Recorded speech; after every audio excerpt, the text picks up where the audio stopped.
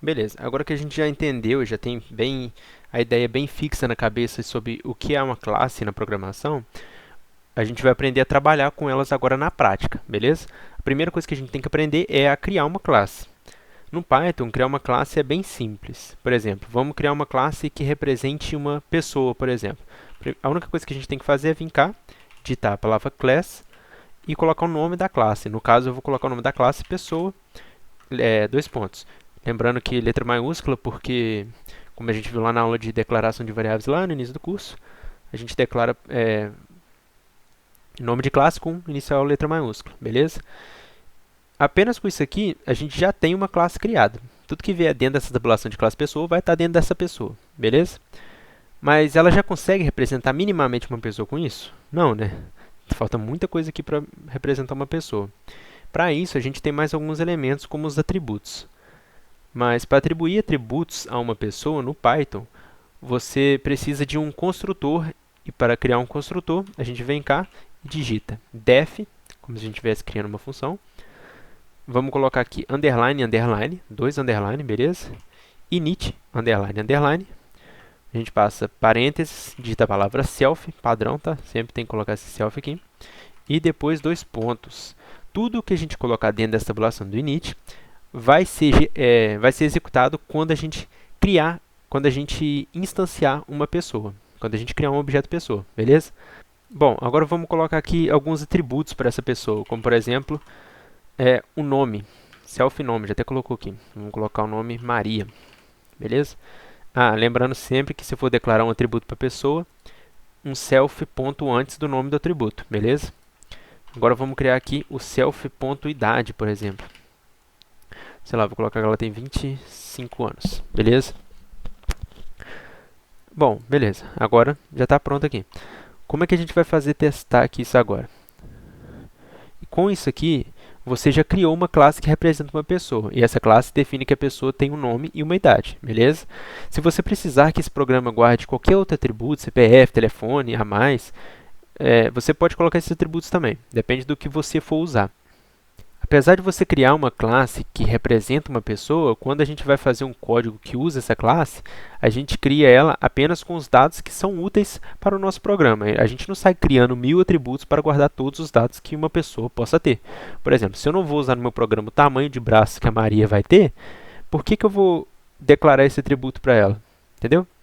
Então a gente só coloca o atributo que a gente for usar. Beleza? E vamos testar isso aqui. Para usar essa classe é bem simples. A gente vai vir cá, sai da tabulação da classe, vai colocar um if, underline, underline, name, underline, underline, é igual, opa, tem um underline a mais aqui, igual, aspas, underline, underline, main, underline, underline e dois pontos, beleza? Isso aqui é só para a gente rodar o arquivo e ficar melhor de entender. Vamos lá.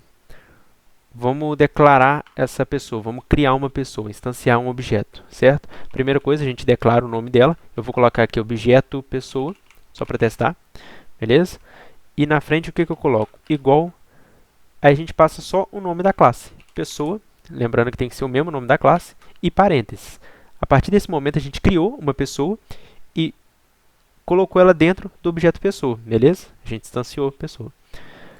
Dessa forma, a gente ainda não pode criar um objeto pessoa com nome e idade. Até pode, que eu já passei como parâmetro ali, certo?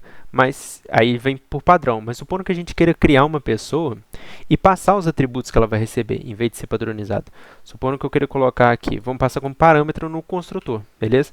A gente vem cá no construtor, digita nome, vai ser um dos parâmetros, e o outro vai ser idade. A gente vai passar para cá, nome, e para cá, idade, beleza? Quando a gente vier passar os parâmetros, eles já vão ser armazenados no self-nome e no self-idade. E onde que a gente passa esses parâmetros? Bem aqui na hora de criar a classe. O primeiro atributo que a gente pede é o nome e depois a idade, certo? Então vamos colocar aqui nome, vou colocar agora Maria, e depois vou colocar os 25. Dessa forma, fica obrigatório informar o nome e a idade na hora de criar uma instância de pessoa.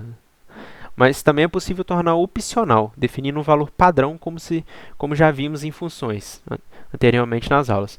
Por exemplo, supondo que eu queira colocar aqui um padrão para nome, vou colocar aqui igual a anônimo. Se não passar esse parâmetro, a gente coloca só anônimo. Idade a gente coloca igual a 0, só para ter um padrãozinho aqui, beleza? Se a gente rodar aqui, eu vou vir cá também e vou printar, beleza? Vou printar o atributo nome desse objeto pessoa. Vou vir cá, objeto pessoa, aí a gente coloca ponto e o atributo que a gente quer. No caso, a gente quer printar o nome da pessoa, beleza? Se a gente executar esse código aqui, vamos ver o que acontece. Ele printa o Maria, certo? Só que supondo que a gente não queira passar nenhum atributo. Supondo que eu vou retirar aqui, ó, o 25, beleza? Não passei 25. Se a gente vir cá, eu vou trocar aqui idade, vou colocar idade, beleza? Se a gente executar novamente, o que vai aparecer? 0, porque ele tem o atributo. Como padrão, a gente passou 0. Só que se a gente quiser colocar outro, a gente só passa como parâmetro aqui 25. A gente executa novamente, e agora, em vez de aparecer 0, vai ser 25. Porque na hora de construir a classe, agora a gente passou uma idade como parâmetro. Não foi o padronizado. Para quem já viu OO em outras linguagens, pode estar pensando que sobrecarga quando viu essa questão de tornar os parâmetros opcionais, né? Então, é bom saber que no Python não tem como aplicar a sobrecarga, tá? Outra coisa que é possível da gente fazer é definir ações, que são o que chamamos de métodos. Os métodos são bem parecidos com as funções. O próprio construtor é um método. No caso, um método dunder, né? Mas, enfim, os métodos de uma classe geralmente definem ações que seriam responsabilidade dela fazer. Por exemplo, uma pessoa fala, né? Então, seria plausível ver um método para a pessoa na classe pessoa. Mas uma pessoa não voa, então não seria muito lógico e plausível ter um método voar na classe pessoa, né? Então, vamos lá. Para criar um método, o que a gente faz? A gente vem cá, coloca def, a gente coloca o nome do método vai ser falar, beleza? A gente passa aqui self, tem que sempre pôr esse self aqui, beleza? 2 pontos, beleza. E o que esse falar vai fazer? Ele vai printar uma mensagem de oi. Só isso. Beleza? Se a gente vier, vamos apagar isso aqui agora. E como que a gente chama esse método falar agora? A gente coloca o nome do objeto que a gente quer trabalhar, que no caso aqui vai ser o objeto pessoa, ponto, e o nome do método, que vai ser falar, né? E parênteses. Se a gente rodar aqui, vai printar um oi aqui, que é o que o método faz. Beleza? Agora, supondo que a gente queira passar parâmetro, também tem como. Se a gente vier cá, a gente coloca aqui, sei lá, mensagem. Supondo que a gente queira printar uma mensagem que a gente passe por fora. A gente vem cá e coloca oi. Também daria certo. Vamos rodar aqui só para testar. Olha lá, oi. Certinho? Beleza. Se você quiser informar que está falando ou usar algum atributo no próprio método, também tem como. Por exemplo, a gente vem cá e vamos alterar isso aqui, na verdade. Vamos colocar aqui, ó, F, a gente vai formatar, a gente vai colocar aqui primeiro o nome. Tem como a gente colocar o nome. Para chamar o nome do próprio objeto, a gente coloca self.nome. Lembrando sempre, né, que o self ponto é quando a gente está trabalhando com o atributo da classe. E nome é um atributo da classe. A gente vai colocar aqui o nome. E vou colocar aqui antes, aqui, uma mensagem e depois o nome. Beleza? Ó, acho que aqui tá bom. Agora, se a gente vier cá e rodar novamente, o que vai acontecer? Ele vai printar a mensagem que eu passei como parâmetro e também vai printar o nome dessa classe aqui, que é o objeto pessoa, desse objeto, né? E caso você queira que o método retorne algo, é igual fazemos com funções também, é a mesma coisa. A gente só tem que usar o return, beleza? A gente já vai ver isso nos setters daqui a pouco, então eu vou deixar para vocês verem isso lá, beleza? É o encapsulamento. Em outras linguagens, a gente tem como definir quais classes vão poder acessar os atributos ou os métodos da classe que a gente está criando. Mas essa parte a gente vai entender melhor só na aula de herança. Por enquanto, eu quero que vocês saibam só que existem 3 restrições: Public, Protected e Private. Só tem essas 3. No Python, a gente meio que não tem restrições. mas a gente tem convenções que a gente usa para tentar contornar isso. A gente meio que cria uma convenção ali para tu olhar e falar, pô, isso aqui é private, public ou é protected. É só isso. Passando rapidinho aqui em cada um, o public você vai usar ele quando a gente quiser que o atributo ou o método só possa ser acessado diretamente a partir de literalmente qualquer lugar fora da classe. Ou seja, o public é não ter restrições. Agora, o private, a gente vai usar quando a gente quiser que um atributo ou método só seja acessado diretamente dentro da classe onde ele foi criado. Então, esses dois, a diferença seria isso aí. O protected a gente vai ver mais pra frente aí.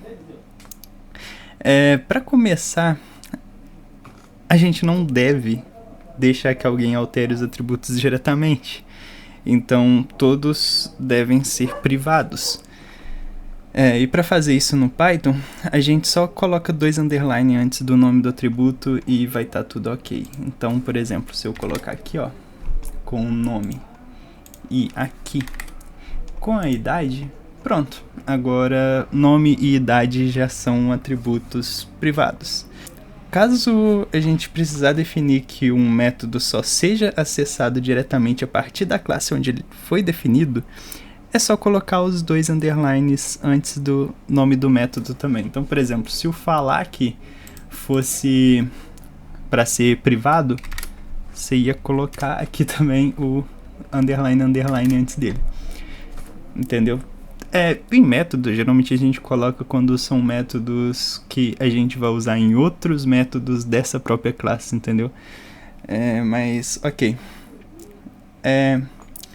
No caso aqui do Python, se a gente quiser chamar o atributo ou o método diretamente, mesmo que ele esteja colocado como private ali, tu consegue.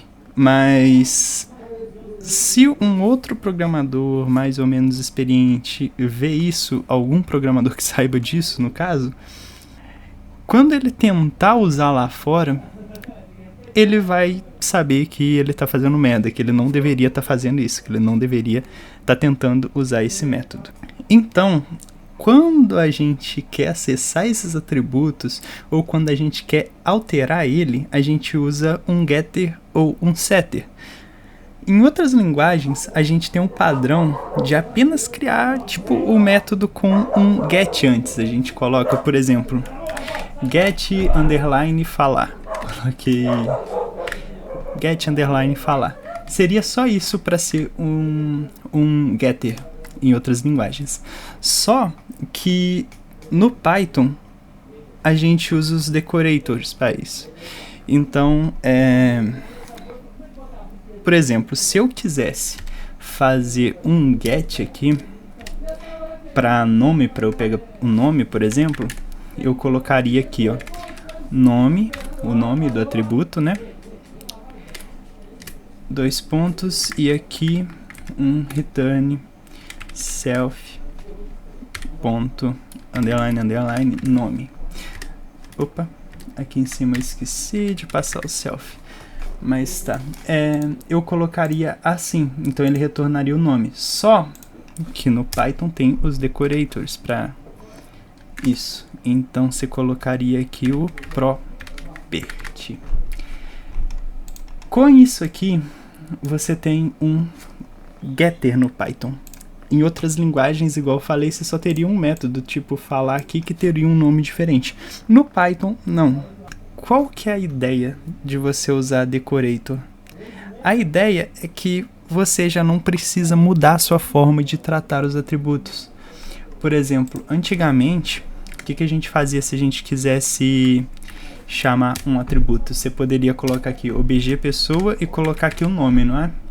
Então, para você chamar esse método nome, você não faz diferente, você faz dessa forma aqui também. Se eu colocar aqui, ó, um print objeto pessoa nome, deixa eu comentar isso aqui, ele também vai conseguir pegar lá o nome da Maria. Então não muda a forma de você tratar. Então A vantagem de você usar esses decorators é isso. O setter muda muito pouca coisa. Como que a gente faz um setter? Eu vou fazer agora para idade. Oh, caramba.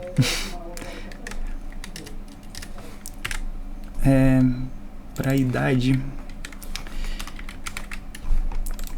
a gente faria o seguinte. A gente tem o getter dela, aí a gente faz o setter. A mesma coisa pro nome, o nome vai ser igual. E o que vai mudar é o decorator que a gente vai usar. A gente vai usar agora o idade.setter. Então o que a gente coloca aqui, ó? Primeiro, arroba, né? Aí você vai colocar o nome do atributo ponto setter. E para você usar isso aqui, já tem que ter um getter, tá? Sem o getter não vai funcionar. Tá, mas só para explicar melhor aqui, o getter, qual que é a ideia dele? Você pegar um atributo. Então, a única coisa que ele faz é retornar esse atributo. O setter, ele seta um valor no atributo. Então, você vai colocar um novo nome no atributo. Ó, uma novidade, né? Idade no atributo. Então, aqui é self, ponto, a idade dele, né? A idade dessa classe em si vai ser igual à nova idade. Lembrando que, apesar de o nome aqui ser o mesmo, quando eu faço esse self antes, ele está apontando para a idade dele, a idade que ele tem, não a idade que ele está recebendo, que essa idade é aqui, é a nova dele, né? É que está vindo de fora. Daí, se eu quiser, por exemplo, eu vou passar aqui, ó, a Maria vai ser uma velhinha de 80 anos, 84, vai.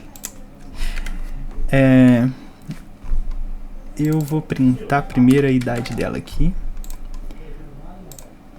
Ó, 84 anos, beleza, tá dentro do esperado, né? E se eu quisesse trocar a idade dela, eu ia colocar objeto, pessoa lá, ponto, idade vai ser igual a, vamos rejuvenescer ela, 20 anos.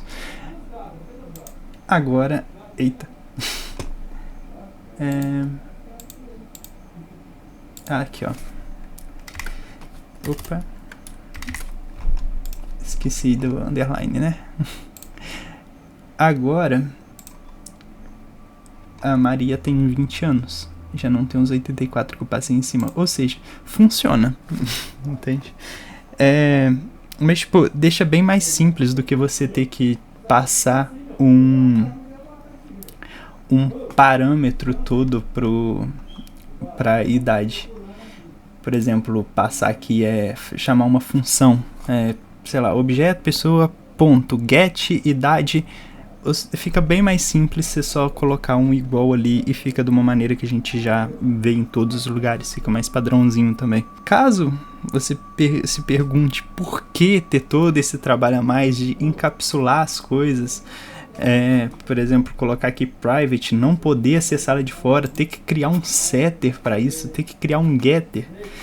Se você se perguntar o porquê você deveria fazer isso, é que esses setters podem impedir que a gente coloque qualquer coisa no atributo, ou ele também pode tratar um dado antes de colocar ele no atributo. Por exemplo, você recebeu uma idade ali, mas e se eu colocasse que essa idade é menos 20? O setter poderia tratar isso antes de setar a idade. Então, vou dar um exemplo aqui. Se aqui no setter, antes eu colocasse aqui, ó, if idade for maior ou igual a 0, aí eu faço. Se não,